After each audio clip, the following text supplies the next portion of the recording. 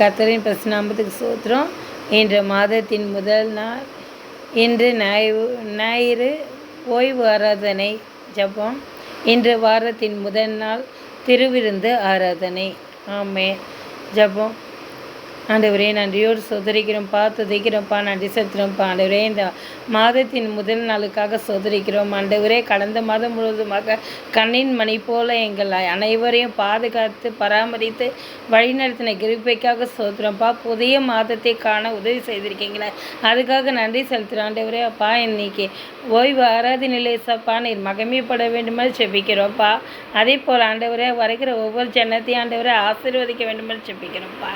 அதே போல் ஏசப்பா, இந்த வாரத்தின் முதல் நாள் திருவிருந்த ஆராதனையில் ஏசப்பா எல்லாரும் ஆண்டவரே ரட்சிப்புக்குள்ளே இருக்கிற ஒவ்வொருவரும் ஏசப்பா நன்மை பெற்றுக்கொள்ளும்படி கிருபை தர வேண்டுமென்று செபிக்கிறோம்ப்பா. தடைகளெல்லாம் நீக்கி போட வேண்டுமென்று செபிக்கிறோம். ஆண்டவரே தகப்பனே அப்பா, வந்து உங்களுடைய ஆசீர்வாதத்தை பெற்றுக்கொள்ள உதவி செய்ய வேண்டுமென்று செபிக்கிறோம்ப்பா.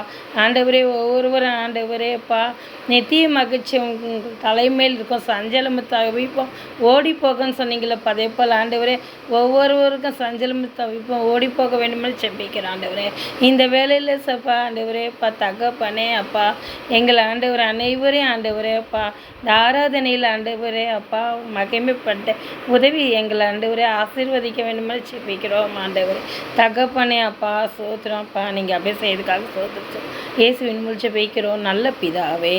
ஆமென் ஆமென்.